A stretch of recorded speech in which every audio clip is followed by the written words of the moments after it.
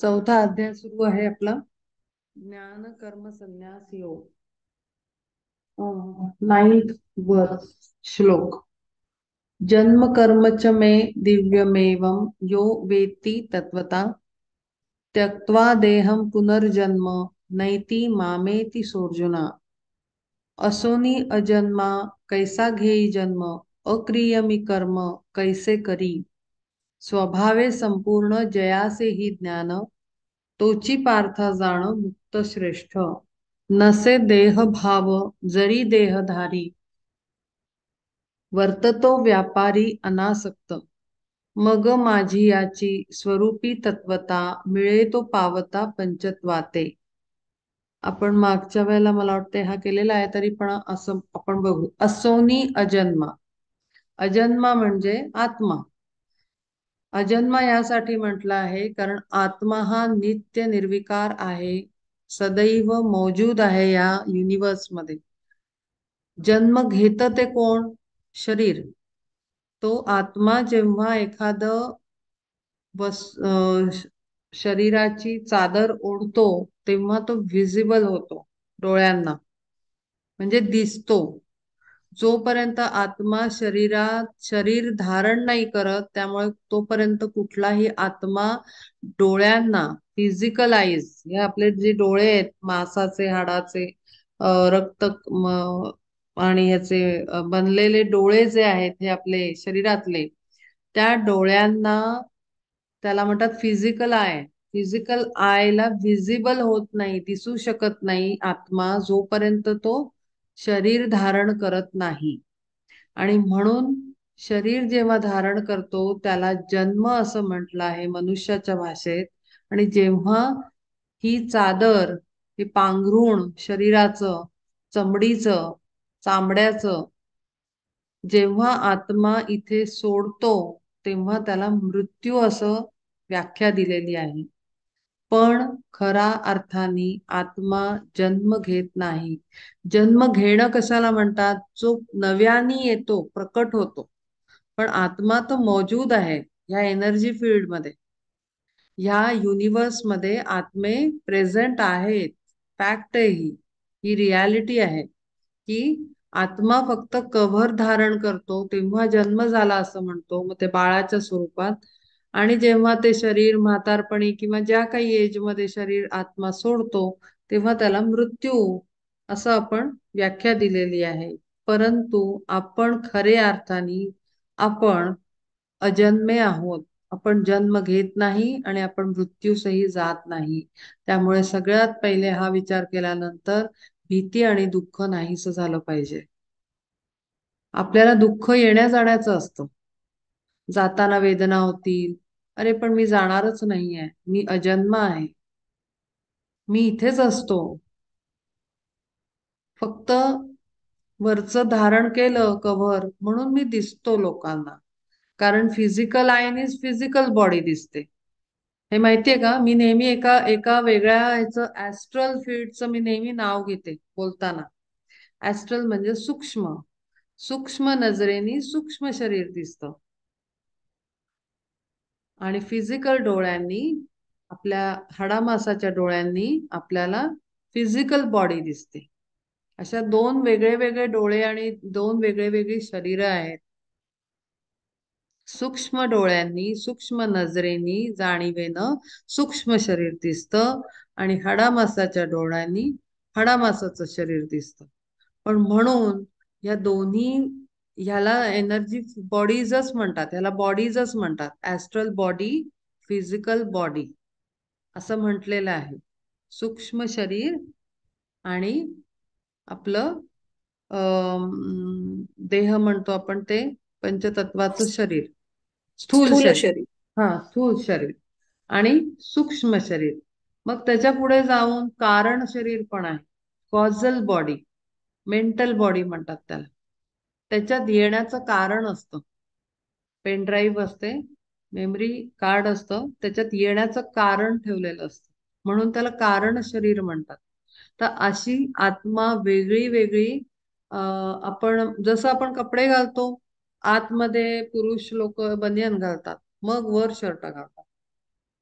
त्याच्या आतमध्ये शरीर असतं. हे छान आहे उदाहरण समजवायला. तसं आतलं शरीर म्हणजे आत्मा समजण्यासाठी.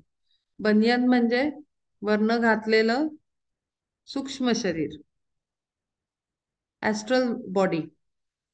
आणि त्याच्यावर आपण कपडे घालतो, शर्ट घालतो, काय कोट घालतो, जे काय शर्ट घातला तर त्याला म्हणणार आपण आपलं स्थूल शरीर. जेव्हा आपण स्थूल शरीर टाकतो, जेव्हा शर्ट काढून आरामात घरात येऊन माणूस ऑफिसवर येऊन शर्ट काढून टाकतो, स्थूल शरीर सोडलं म्हणून काही माणूस गायब होतो का? नाही होत. बनियन मध्ये बसलाय ना घरात. खूप सोपं आहे समजायला. अचानक सुचलं कारण एक्झाम्पल. मग जो बनियनही जेव्हा उघडून टाकतो माणूस, तेव्हा त्याचं physical body, that is soul. मग गेला का माणूस? नाही, आहे अजून. आपल्याला दिसतोय तो सोल फॉर्म मध्ये आहे. तर आपण सोल फॉर्म मध्ये ऍक्च्युअली आपली आपली आयडेंटिटी ही सोल फॉर्म मध्ये आहे. अजन्मे आहोत आपण. आपण कधीच जन्म घेत नाही आणि मरतही नाही. म्हणून असोनी अजन्मा हे ज्याला कळलं त्याच्याबद्दल बोललेलं आहे. ही ज्याला कॉन्सेप्ट कळली, जगताना कळली, 1 मिनिटासाठी नाही, रोजचं जीवन जगताना आपण अजन्मा आहोत हे रजिस्टर करून मग जेव्हा कर्म घडायला लागतं, मग ते अक्रिय कर्म. पुढे म्हटलंय त्यांनी, असोनी अजन्मा कैसा घेई जन्म. जर अजन्माच आहे तर जन्म कोण घेणार आहे, कसा घेईल? अक्रिय मी कर्म कैसे करी, जे कर्म मी करतच नाही ते कर्म मी कसं करीन? कारण कर्म कोण करतंय? शरीर करताय. ते विजिबल नुसतं दिसतंय, पण मी अकर्ता आहे. मी कर्म करूनही अकर्ता आहे, अक्रिय आहे मी. कारण हे दिसतं सगळं कर्म केलं, मी स्वयंपाक बनवला, मी नोकरी केली, मुलाबाळांना पालन पोषण करून मोठं केलं, मी हे एवढं मोठं महत् कार्य केलं, मी काहीच नाही केलं, मी युजलेस आहे. हे जेवढे जेवढे सगळे थॉट आणि ऍक्शन्स आहेत आणि रिझल्ट्स आहेत, हे सगळे शरीरापर्यंत मर्यादित आहेत.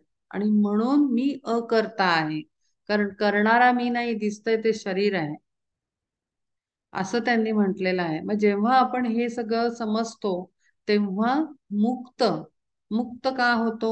स्वभावे संपूर्ण जयासी हे ज्ञान. ज्याला हे सगळं सिक्रेट कळलं आणि नुसतं 1 मिनिटासाठी, 2 मिनिटासाठी, 1 तासासाठी नाही, तर परमनंटली कळलं, मॅक्झिमम टाइम आपल्या हे डोक्यात राहतं, तेव्हा आपल्याला ज्ञान झालं असं म्हणू शकतो. तोची पार्थ जाण मुक्त श्रेष्ठ. मोकळा कोण असतो? जो बांधला नाही गेलाय, जो अडकला नाही गेलाय. आपण म्हणतो ना, एखादा जर लॅच लागून गेलं तर माणूस म्हणतो, अरे मी घरात अडकलो होतो, बरं झालं तुम्ही येऊन बाहेरनं कडी काढलीत म्हणून मी मोकळा झालो. म्हणजे तो कशात तरी अडकलेला होता ना, आणि म्हणून तो मोकळा झाल्याचं, मुक्त झाल्याचा आनंद जोपासतो आणि आनंद व्यक्त करतो. तेव्हा मनुष्य मुक्त व्हायचंय. मला आता एकदाच मग मुक्ती मिळाली म्हणजे झाली, मी एकदा या शरीरातनं मुक्त झालो म्हणजे कटकट मेली, सगळ्यांची कटकट नको मला, मी सगळ्यातनं मुक्त होईन, असं वेगळ्या वेगळ्या अर्थानी लोक म्हातारपणी रागानी, लोभानी, आनंदानी अशा टाईपचं वक्तव्य करत असतात. मी एकदाच सुटीन. कशातनं सुटीन? जर तू सुटलेलाच आहे तर सुटण्याची बातच येत नाही, असं त्यांनी समजावलंय. जर आपण मुक्तच आहोत, जन्मच नाही घेतला, आपण अजन्मा आहोत, ऑलरेडी मुक्त आहोत, मग आपल्याला कशातनं मुक्ती हवी आहे, असं ते म्हणतात. मग जेव्हा आपल्याला मुक्ती हवी असते ना, तेव्हा पहा, अजाणतेपणाने आत्मा बोलतोय की एकदाचा मी सुटीन. म्हणजे कशातनं सुटीन? शरीर बंधनातनं सुटीन. म्हणजे जरी अज्ञानी माणूस हे सगळं बोलत असला, प्रापंचिक माणूस सुद्धा, तरी पहा बोलताना तो हेच बोलतोय की मी शरीरात अडकलोय. इनडायरेक्टली, अननोईंगली, अजाणतेपणी तो हेच बोलतोय की मी शरीरात अडकलोय. म्हणजे मी, नाहीतर मी मोकळा आहे, मी शरीरात आहे म्हणून अडकलोय, मी तुमच्यात आहे म्हणून अडकलोय, नाहीतर मी मोकळा आहे, असं अजाणतेपणी पण मनुष्य बोलून जातो. पण त्याचा खरा अर्थ त्याला कळलेला नसतो. तो त्या वेगळ्या लेवलवर बोलत असतो, घरातल्यांना घाबरवण्यासाठी किंवा इमोशनल ब्लॅकमेलिंग करण्यासाठी म्हणत असतो, पण तो खरं सत्यच बोलत असतो. शरीरात अडकलेला आहे, शरीरातनं बाहेर येईल तेव्हा तो मोकळा. पण जेव्हा जर मनुष्य समजूनच चाललोय की मी जन्म घेत नाही, मी मरत नाही, मी क्रिया कर्म करत नाही, मी अक्रिय आहे, मी करणारा मी नाही, हे शरीर दिसतंय, करणारा अक्रिय मी कर्म कैसे करी, जे शरीर करत नाही असं कर्म मी केलं असं मी कसं म्हणेन. म्हणून संपूर्ण जयासी हे ज्ञान तोची पार्था जाणं, मग मुक्तच आहे तो, मुक्त श्रेष्ठ आहे तो. आणि मुक्ती ह्यालाच म्हटलेलं आहे. आपण जे शरीरातनं मुक्त होण्याला मुक्ती हवी म्हणतो ना, तर ती मुक्ती म्हणून सदेही मुक्ती काय म्हणतात माहितीये का? आहे ना एक स्टेज आहे. सदेह म्हणजे शरीरात असताना मुक्त होणं ही स्थिती आहे, आध्यात्मिक स्थिती. तर ती स्थिती अशी आहे की तुम्ही जरी शरीरात वावरत असलात सामान्यत्वानी, 50 उद्योग करत असला, व्यापार सर्व करत असला, तरी तो अनासक्त भावातनं केलेला असतो. म्हणजे त्याच्याशी तो जुडलेला नसतो आतून. बाहेरनं सगळं करताना दिसतो, पण तरीही तो आतून त्याला अटॅच झालेला नसतो, तो डिटॅच्ड असतो, सुटलेला असतो आतून. त्यामुळे सदेही मुक्ती, शरीरासोबत असतानाच मुक्त, तर ती सदेह मुक्ती म्हटलेली आहे. तीच इथे वर्णन केली आहे. नसे देह भाव जरी देहधारी, जरी देहात असला, देह धरून असला, तरी त्याच्यामध्ये तो देह भाव नाही.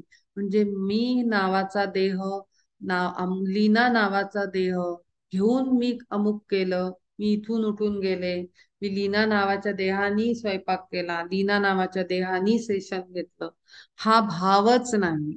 जरी देहात असलो तरी मी करता नाही, हे शरीर कर्म करत नाही, हे मला माझ्या आत्म्याला जो चालवणारा परमशक्ती आहे ती सर्व कार्य करते आहे, तर ते करते पण माझ्याकडे येतच नाही.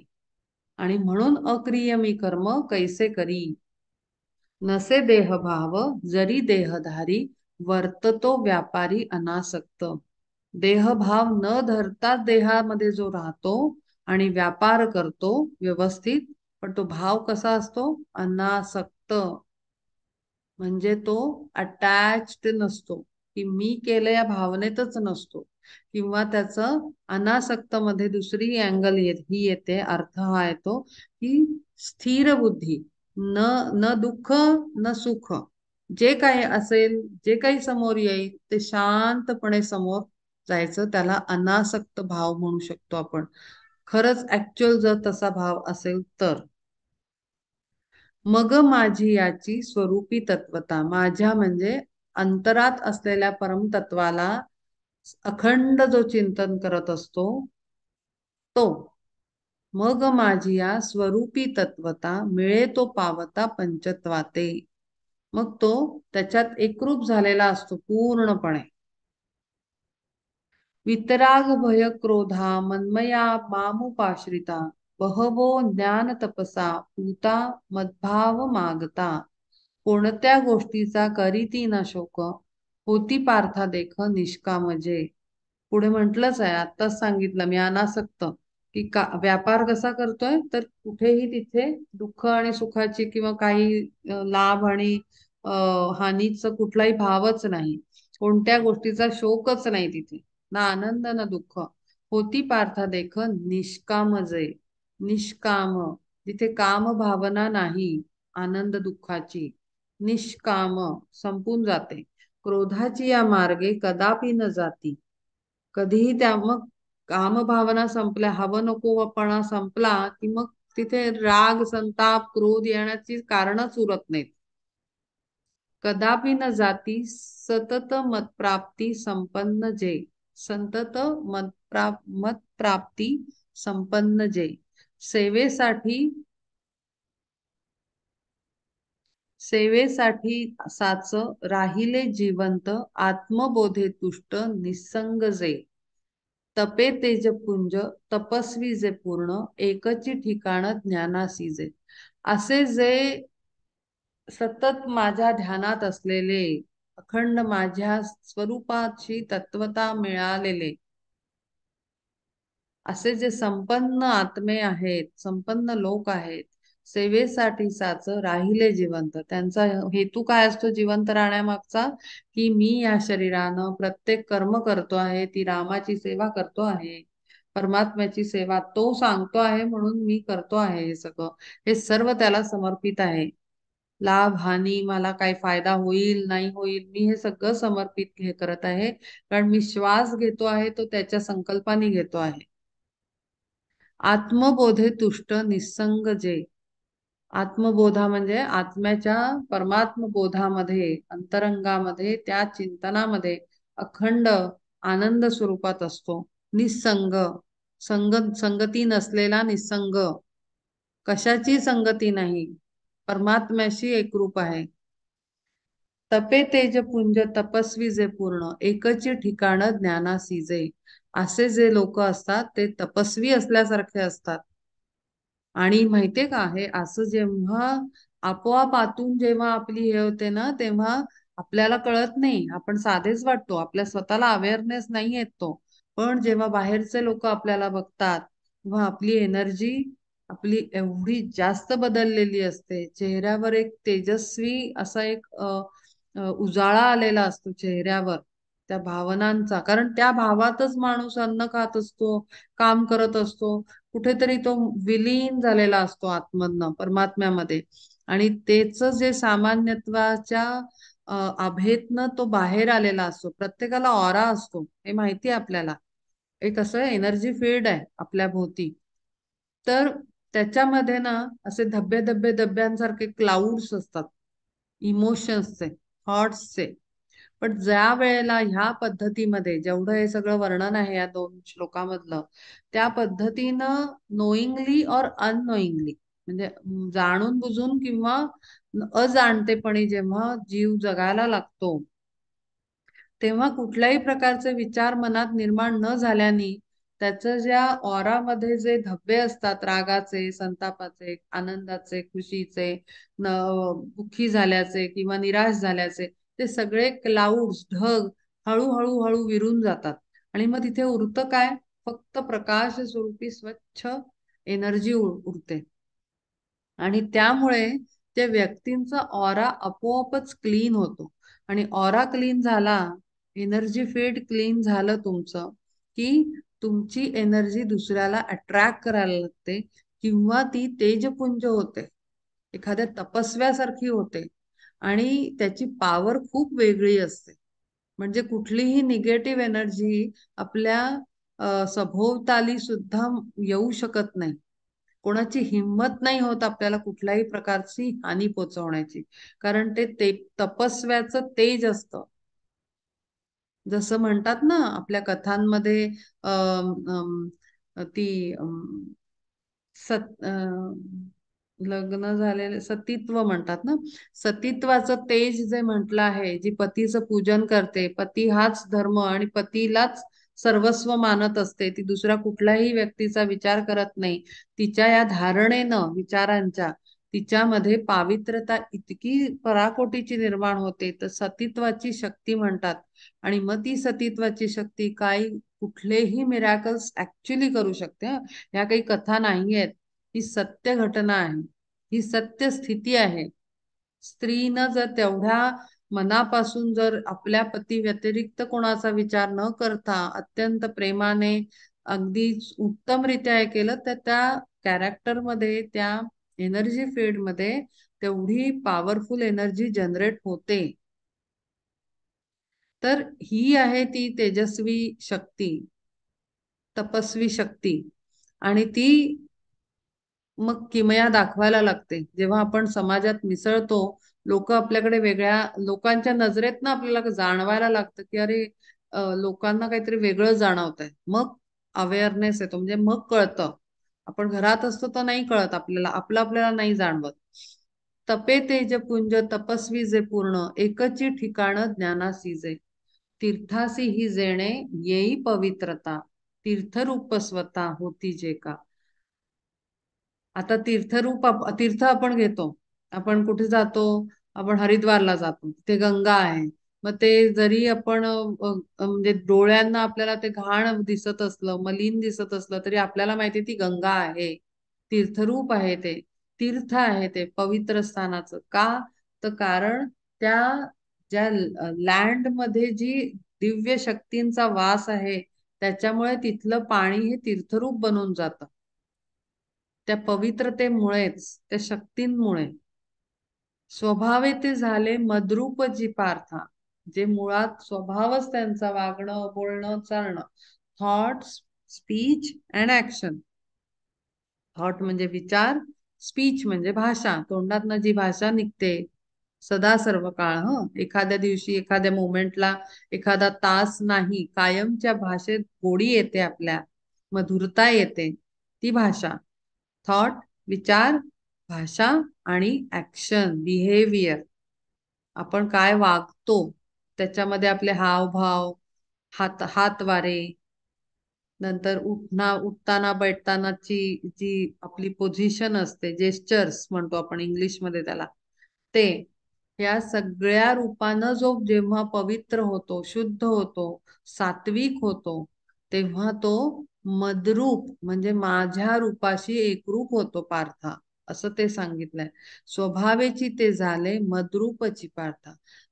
थॉट, स्पीच, ऍक्शनच्या स्वभावातनं जेव्हा ते शुद्ध होतात तेव्हा ते माझ्या रूपाशी एकरूप झाल्यासारखे आहेत. मग अशांना पुढे काय म्हटलं आहे? मुक्ती सायुज्यता मिळवून. सायुज्य मुक्ती, त्या देहातच त्यांनी मुक्ती मिळवलेली आहे. ते तसेच बसल्या बसल्याच मुक्त झालेले आहेत. देहात आहेत, कर्म करत आहेत, काम चालू आहे, सगळं चालू आहे. आणि बाहेरच्या तर आपल्यातलाच एक माणूस वाटेल, पण तो अंतरंगात इतका एकरूप झालेला आहे परमात्म्याशी की त्यांनी बसल्या बसल्या सायुज्य मुक्ती मिळवलेली आहे. तया माझ्यामध्ये उरेना अंतर, म्हणून साचार एकरूप. म्हणून त्यांच्या माझ्यामध्ये अंतरच उरलं नाही. तो मी आणि मी तो, हे आपल्याला बघायला मिळतं संतांच्या व्यक्तिमत्वात. विठ्ठल रूप झालो असं असे कितीतरी अभंग त्यांनी लिहिलेले आहेत. तर तेच तया माझ्यामध्ये उरेना अंतर म्हणून साचार एकरूप. अंतरंगातनं ते विठ्ठलच राहिला आहे ह्याच्या शरीरामध्ये तुकारामाच्या, आणि तुकारामच उभा आहे विठ्ठल म्हणून. इतकी ती एकरूपता होऊन जाते, तिथे अलगावच नसतो. कलंक काळीमा नष्ट होता पूर्ण, पितळची जाण सुवर्णची. जर आपलं पितळीचं भांड सुंदर घासून एकदम चमकतं किंवा नवं नवं आणतो पितळ्याचं भांड, पटकन बघितल्यावर सोन्याचं आहे का काय वाटतं ना, कारण त्याच्यावर कुठलाही डाग नसतो. तसं आहे ते. आपल्यावरचे सगळे दाग मिटले की आपण सुवर्णासारखे तळपतो. म्हणजे जो आत्मा आहे, मी नेहमी त्याला सूर्य म्हणते, तो सूर्य असा तेजस्वी तळपून उठतो, कारण तो खराच तसा आहे. कलंक काळीमा कोणता आहे आपल्या ह्याच्यात? तर विचार आणि फिलिंग्स, इमोशन्स, आपले भावना, विचार, हे सगळं त्याला काळं करतात, त्याला क्लाउड्स मध्ये टाकतात. यमनियमांच्या कसी उतरवणं, झाले जे पावन तपोज्ञाने, पावले ते तैसे साच मद्रुपता, जाण पंडुसुता निसंदेह. मग आता ह्या स्टेजला आपण कसं जायचंय ते पुढे सांगितलंय. यमनियमांच्या कसी उतरवणं, मी ह्याचं पण कौतुक नेहमी करते. व्हर्च्यूज इंग्लिशमध्ये आणि मराठीत यम आणि नियम 5 दिलेले आहेत. काय करू नका आणि काय करा. आणि जर ते नीट बघितले तर ते एकमेकांना एकरूप, म्हणजे दोन साइड आहेत त्या. म्हणजे खोटं बोलायचं नाही आणि सत्य बोलायचं, चोरी करायची नाही आणि दुसऱ्यांना म्हणजे काय म्हणतो आपण, जनरॉसिटी म्हणजे द्यायचं, सढळ हाताने द्यायचं आणि दुसरीकडनं चोरी करायची नाही. त्याच्यानंतर दयाभावना, खरं बोलायचं, सत्य बोलणं, नॉन लाईंग, खोटं बोलायचं नाही. नंतर आपण सामान साठवतो खूप घरामध्ये, अपरिग्रह, मॉडरेशन, जेवढं पाहिजे तेवढ्यातच जगा. हे फार अवघड आहे आजकालच्या माणसांना जगताना. खूप साठवतो आपण. अगदी वस्तू कपडे पासून मग वास्तूपर्यंत जातं, वस्तूपासून वास्तूपर्यंत खूप साठवतात. एक दोन तीन चार, जेवढं पाहिजे तेवढं. हे सगळं यम नियमांमध्ये जर बसवायला गेलं तर वाटून टाकावं लागेल माणसाला सगळं. जर असं जर करायचं म्हटलं तर देऊन टाकावं लागेल. जसं ते लहान लहानपणी आपण चॉकलेट वगैरे वाटतो ना, तसं वाढदिवसाला तसं वाटून टाकाव्या लागतील वस्तू आणि वास्तू दोन्ही.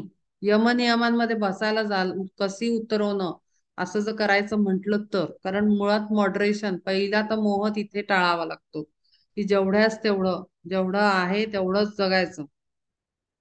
पहिली कसोटी आपली तिथे लागेल आत्ताच्या माणसाची, आपली म्हणजे आत्ता सध्या परिस्थितीतली जी मनुष्य आहेत त्यांची. यमनियमांच्या कसी उतरवणं झाले जे पावन तपोज्ञाने. जेव्हा त्या यम नियमाचं पालन अगदी अगदी कडकपणे जेव्हा मनुष्य फॉलो करायला लागतो, त्याला म्हणतात व्हर्च्युअसनेस, रायटियसनेस. ते व्यक्तिमत्व रायटियस असतं, व्हर्च्युअस असतं, तेव्हा तो पावन होतो, तापून निघतो, सुवर्णासारखा चमकदार होतो, पूर्ण शुद्ध. जेव्हा माणूस व्हर्च्युअस असतो, त्याच्या शब्दामध्ये ताकद असते, त्याच्या नजरेत ताकद असते, ते जे मी तेजस्वीपणा म्हटलं ते ते तेज सर्वस्वी जाणवायला लागतं त्या व्यक्तीच्या सगळ्याच व्यक्तिमत्वामध्ये. झाले जे पावन तपोज्ञाने. आणि मग हीच ती तपस्या आहे आणि ते ज्ञानाशिवाय मिळत नाही. पावले ते तैसे साच मद्रुपता. आणि या सगळ्या पद्धतीनं जेव्हा ते माझ्याशी एकरूप होतात, जाण पंडूसुता निसंदेह.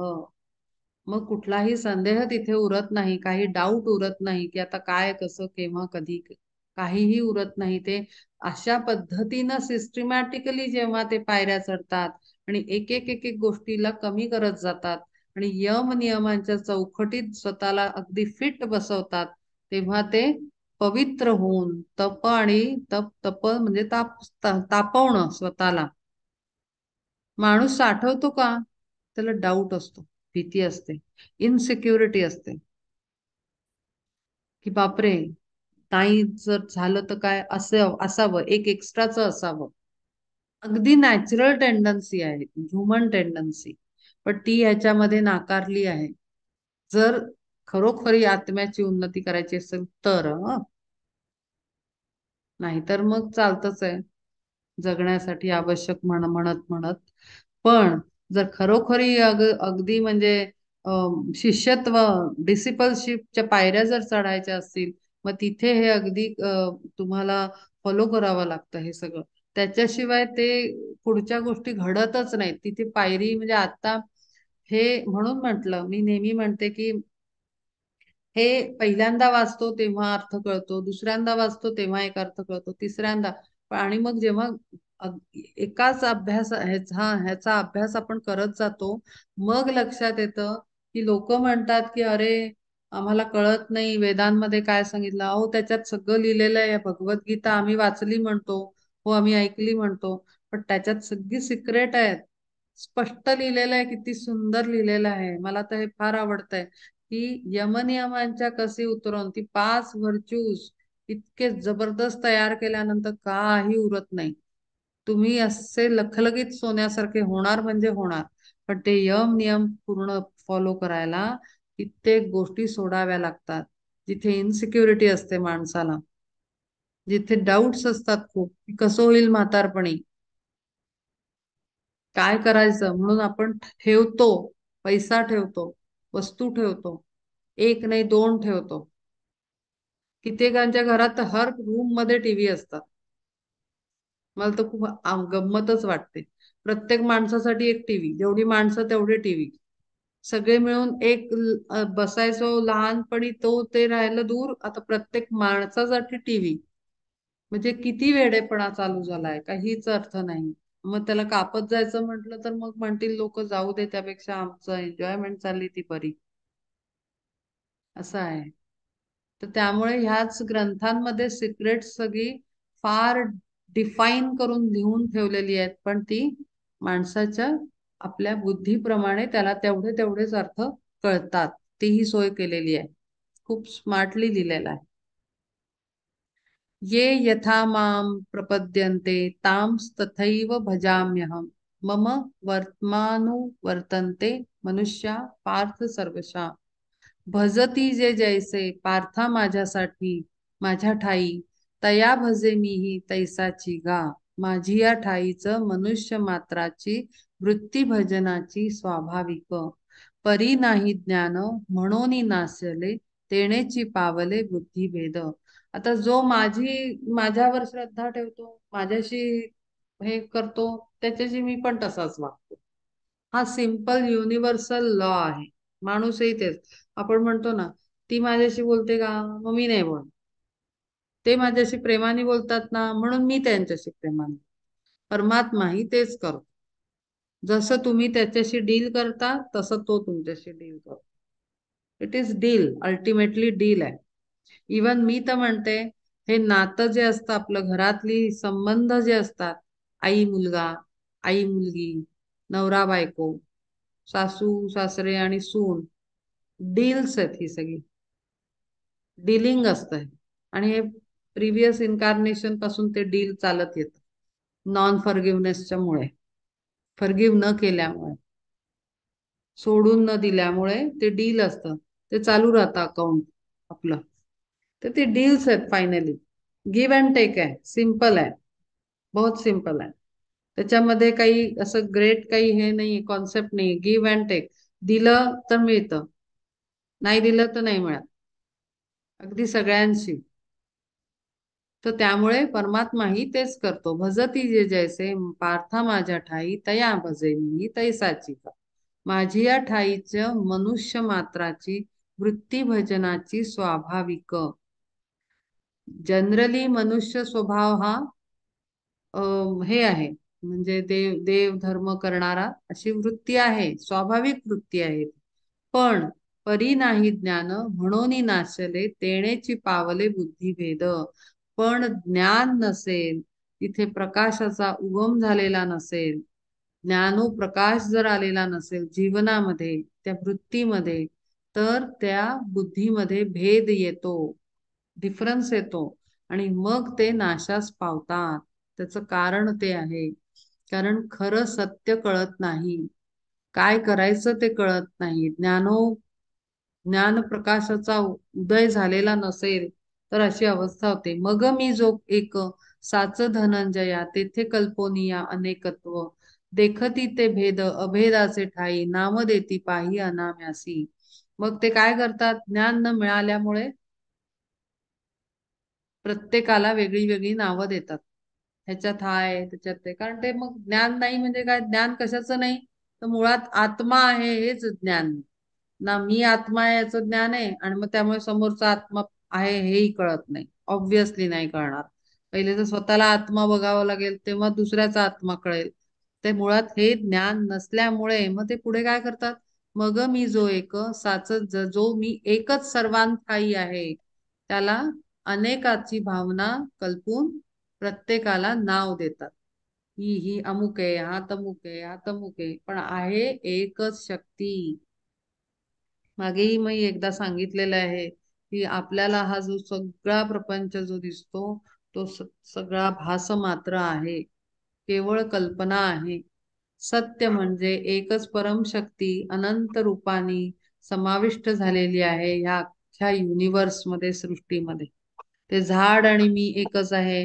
तुम्ही आणि मी एकच आहोत तोच आहे तोच 10 रूप घेऊन जन्माला आलेला आहे मला वाटतंय आपल्या सेशन मध्ये मी सांगितलं ना ती मागच्या वेळेला ब्रह्माची कथा कार्टून फिल्म मध्ये दाखवलेलं आहे की श्रीकृष्ण बाल रूपामध्ये स्वतः सगळ्या मित्रांचं आणि गायींचं वासरांचं रूप घेतो आणि गावात राहतो कितीतरी दिवस राहतो महिने कित्येक महिने पालटतात ऋतू बदलतात पण तिथे आपला ब्रह्मा वाट बघत राहतो की आता तरी गाववाले ओरडतील आता तरी काहीतरी होईल आणि तो कृष्ण माझ्याकडे येईल मित्रांना घ्यायला तो कशाला येतोय तो असाही सर्वांमध्ये आहे तर त्याला काही दिवसांसाठी रूप घेणं काय अवघड आहे का त्याला धडा शिकवण्यासाठी तर त्यामुळे तो रूप घेतो सरळ असाही तो तोच आहे सर्वत्र तो रूप घेऊन राहतो आणि मग तो ब्रह्मा गुडघ्यावर खाली येतो, म्हणतो माझं चुकलं, मला माहिती नव्हतं तुम्ही इतके छोटेसे दिसता बालक रूपात,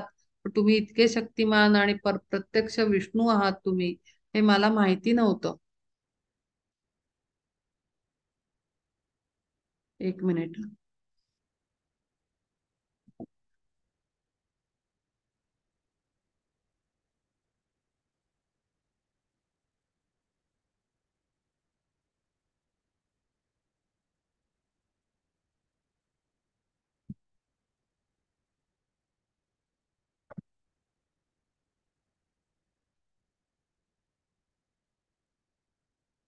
तर सत्य हे आहे की सर्वत्र तोच आहे, पण मनुष्य काय करतो, हे ज्ञानच मुळात नसल्यामुळे त्यांना वेगळी वेगळी नावं देतो.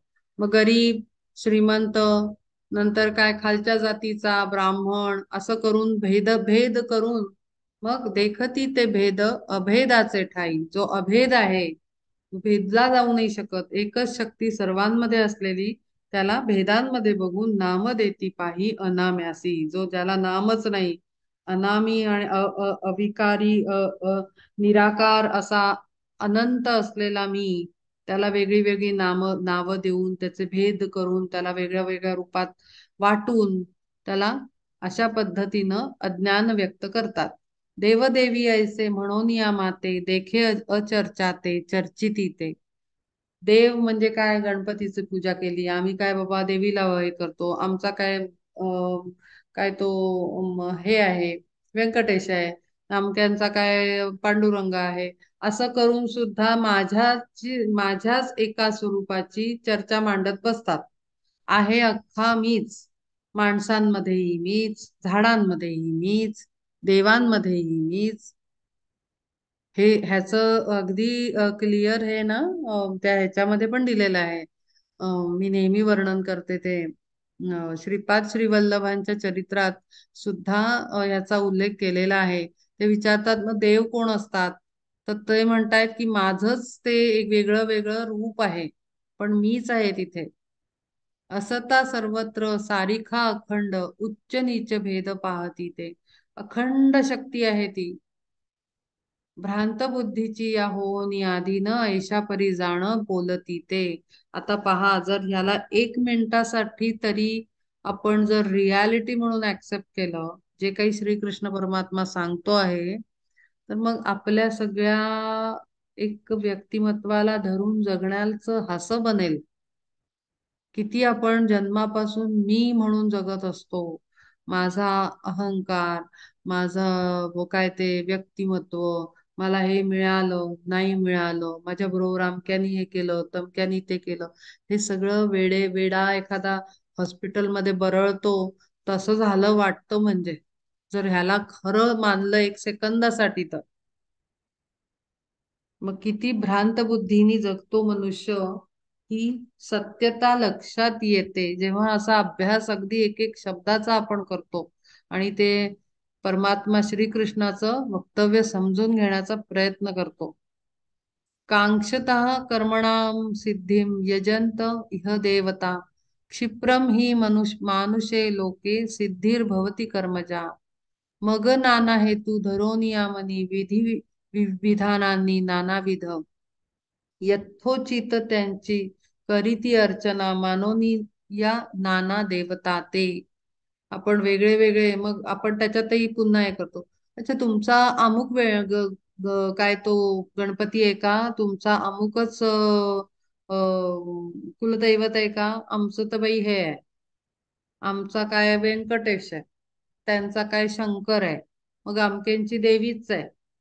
अरे, सगळ्यातनं शेवटी शक्ती एकच आहे, आदिशक्ती आणि आदी महादेव.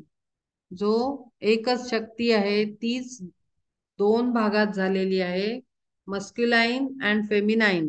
म्हणजे स्त्री शक्ती आणि पुरुष शक्ती, ही एकच शक्ती आहे, तिला 2 भागात.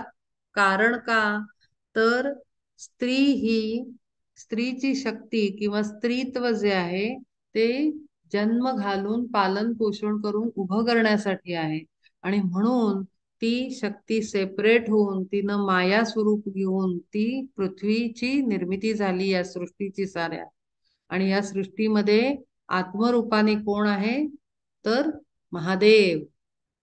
आणि पार्वतीनं माया स्वरूप घेऊन ती ह्या सृष्टीला धारण करून आहे. तिला काय म्हणतो आपण ती हम्म, सृष्टी धारण केलेली. तर असं ते एकच शक्ती स्वरूप आहे. ते वेगळं वेगळं आहेच नाही, पण तरी आपण ह्या गावचा देव, त्या गावची देवी, अमक्या ठिकाणचा काय तो व्याडेश्वर, वेळणेश्वर, ते शंकराचे पण 50 ठिकाणची स्थानं. पण त्याच्यात सुद्धा आपण मग बोलण्यामध्ये विविध प्रकारची भाषा वापरतो. कदाचित त्यांनी दुःख देतो दुसऱ्याला, कदाचित काहीतरी उलटं बोलतो. पण अल्टिमेटली एकच एनर्जी आहे. इथे नेतं आपल्याला. भगवद्गीतेचा अभ्यास हा आपल्याला वननेस कडे नेतो, एकत्वाकडे नेतो, एकरूपतेकडे नेतो. म्हणजे त्याच्याने थोडा जरी अभ्यास झाला माणसाचा ह्या ह्याचा भगवद्गीतेचा, तर थोडा तो डिफरन्सेस मधनं तरी बाहेर येईल, प्राथमिक लेवलवर यायला पाहिजे. आणिक सर्वथा जे जे अपेक्षित ते तेची समस्त पावती ते, परी ते केवळ कर्मफळ जाण निश्चय करून धनुधरा. आणि मग लोक म्हणतात आमची देवी पावते, तुमची देवी नाही का पावत, म्हणून मग तुम्हाला असं झालं, अमुक झालं म्हणून तमुक झालं. अरे पण त्या सगळ्या तुम्ही जे अनुभव घेता आहात जीवनामध्ये, ते सगळ्या कशाचे रिझल्ट आहेत, तुमच्या मागच्या कर्मांची फळं आहेत. त्याच्यात देव काही देत बीत नाही, गुरु काही देत नाही, हे खरं सांगते. गुरु कृपा करतात वगैरे सगळं आहे, गुरु फक्त लक्ष ठेवून असतात. अशा कित्येक कथा आहेत की गुरु सरळ सांगतात की हे तू कर्म केलेलं आहेस, मी तुला इथे वाचवू शकत नाही. कारण हे तू बीज बोवलेलं आहे, त्याचं फळ तर तुला येणार आहे, कर्म फळ म्हणतो आपण त्याला. त्यामुळे आपण जे केलेलं असतं ना त्याचंच हे असतं. मग लोक असं पण म्हणतात की हे गणपतीचं यांनी केलं नाही, यांच्या घरात होतं म्हणून यांना असं नुकसान झालं, ह्यांनी यांनी खूप केलं म्हणून यांची भरभराट झाली. असं काहीही नाहीये. ज्याच्याकडे पैसा असतो त्यांनी पूर्वजन्मामध्ये दान धर्म खूप केलेला असतो, आणि म्हणून ह्या जन्मात त्यांच्यावर पैशाची कृपा असते, आर्थिक धन भरपूर असतं, आणि सुख समृद्धी म्हणतो आपण ती. पण एखाद्याला जर ती नसेल तर त्याचं सोल्युशन हे आहे की मागच्या जन्मात केलं नाही म्हणून या जन्मात नाहीये, तर उलट ह्या जन्मात तुम्ही जास्त दान धर्म करा, जेणेकरून पुढच्या जन्मी तुम्हाला आर्थिक अडचण येणार नाही. बेसिक मेन तर रिक्वायरमेंट ती आहे जगण्याची, की फायनान्शियली तुम्ही स्टेबल असाल. किंवा एखाद्याला प्रेम मिळत नाही तर त्यांनी केलेलं आहे तसं कर्म म्हणून त्याला प्रेम नाही मिळत, कोणाला माणसं विचारत नाहीत, कोणाला काही होतं, कोणाला रोग असतात, कोणाला काय लोक हल्ले करतात, हे करतात, त्यांनी त्या जन्मात मागच्या जन्मात काहीतरी केलेलं असतं दुसऱ्याला हार्मफुल, हे म्हणून त्याला ते भोगावं लागतं. तर जे काही आपल्या जीवनात घडतं हे सगळं प्रिव्हियस कर्माचं फळ असतं.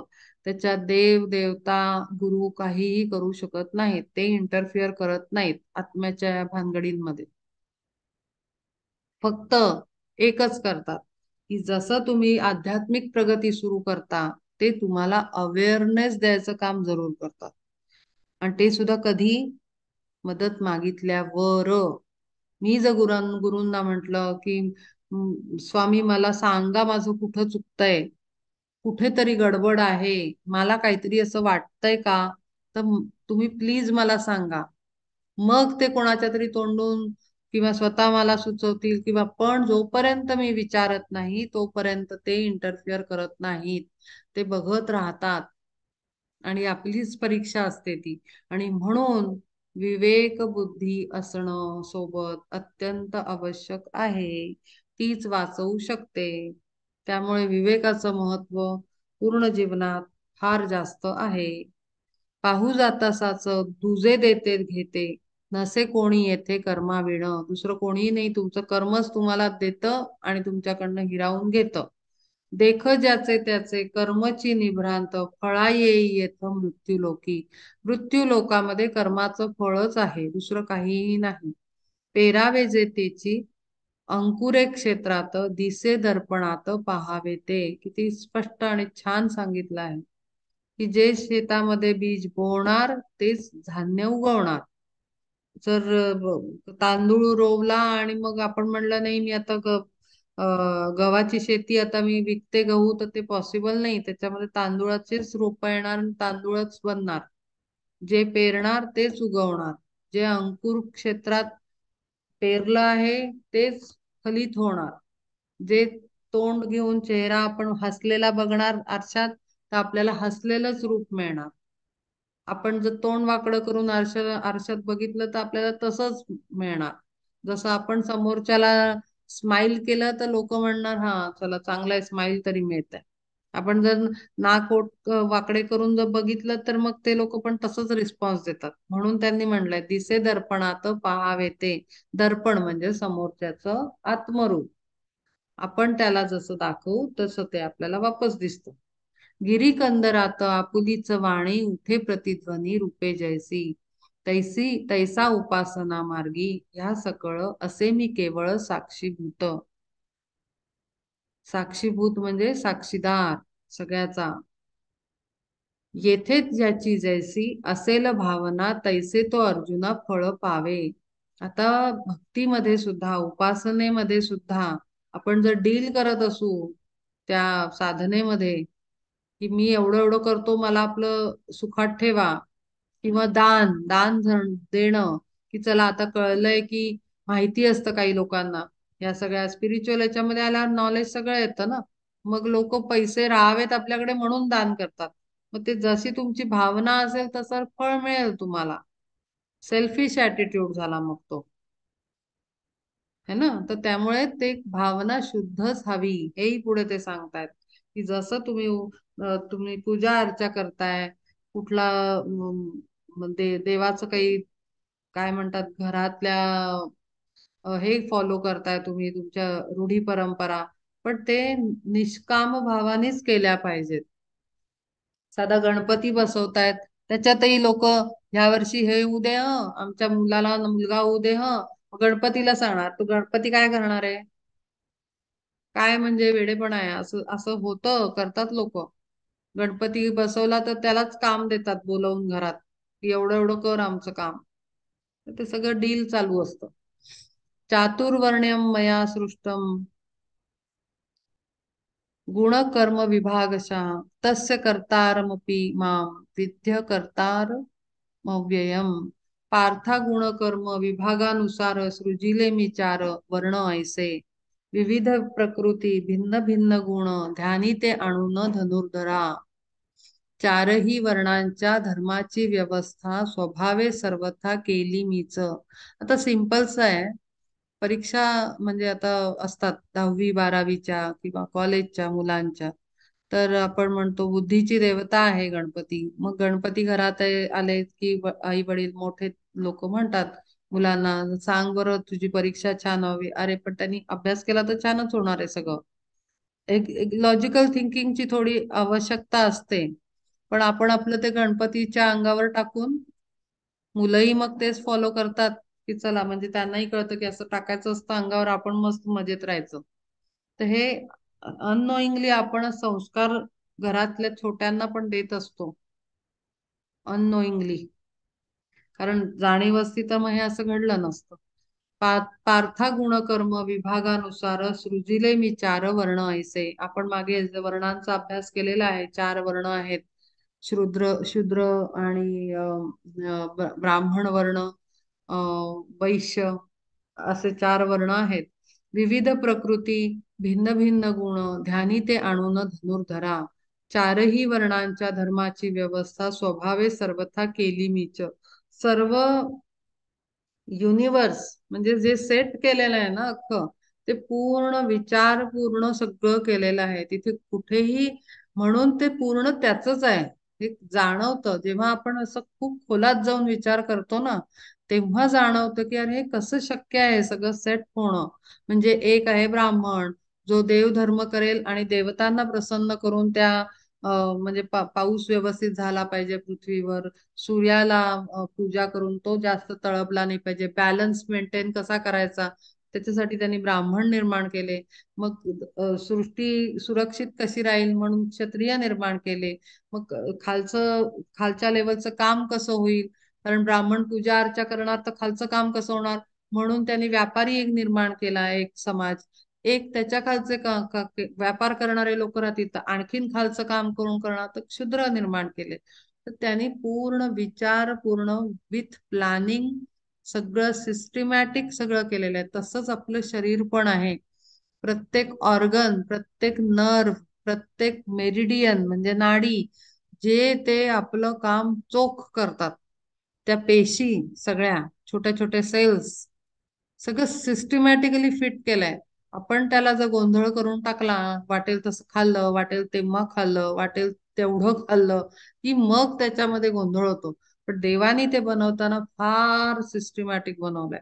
इतकं परफेक्ट काम तर त्याच असू शकतं. एवढा विचार केला तरी जाणीव होते आणि कुठेतरी रजिस्टर होतं की अरे नाही यार, हे सगळं त्याचं आहे आणि तोच हँडल करतो आहे. आणि आपल्या शरीरातही तोच, कारण या बनवलेल्या शरीराला ऑपरेटिंग कसं करणार, ऑपरेटरलाच माहिती असतं ना. एखादा प्रोग्राम बनवला तर प्रोग्रामरलाच माहिती असतं.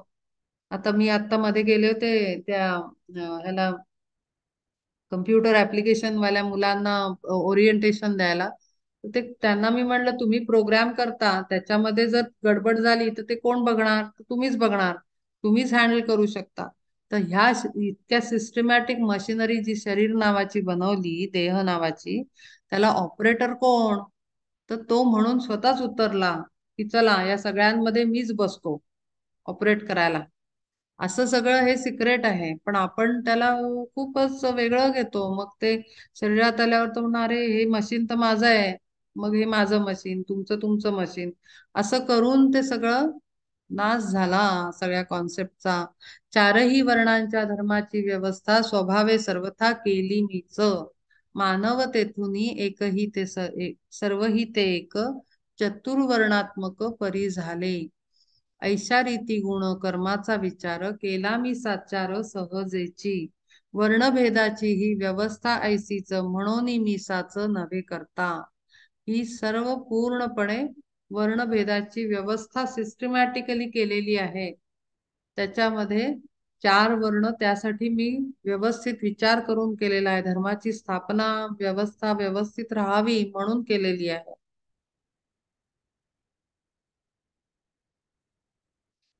न मां कर्माणि लिम्पन्ति न मे कर्मफले स्पृहा इति मां योऽभिजानाति कर्मभिर्न स बध्यते. माझी या सत्तेने झाहले हे पार्था, परी मी सर्वथा नाही केले. माझे कर्तृत्व जाणिले हे ज्याने, कर्माची बंधने नाही त्याला. तो स्वतःही म्हणतोय की हे मी नाही केलं. पहा, मग त्यातनं तो म्हणतोय ज्यांना माझं अकर्तृत्व कळेल ना, ते स्वतःच कर्तृत्वातनं, कर्मातनं, बंधनातनं बाहेर येतील. की जर मीच माझ्या सत्तेचं कर्तृत्व घेत नाही तर तुम्ही कसं मी केलेलं याचं तुम्ही कसं घ्याल. सिंपल आहे, सिंपल फॉर्म्युला आहे कळायला. जर तो परमात्मा स्वतःचं कर्तृत्व मी केलंय म्हणत नाहीये, तर आपण त्याच्या केलेल्या क्रिएटिव्हिटीला मी माझं नाव कसं देऊ शकेन की हे पेंटिंग माझं आहे, नाही देऊ शकत मी नाव. आणि म्हणून तो कर्मबंधनातनं तुरंत सुटेल इमिजिएटली, ज्याला हे अकर्तृत्व कळेल सगळंच.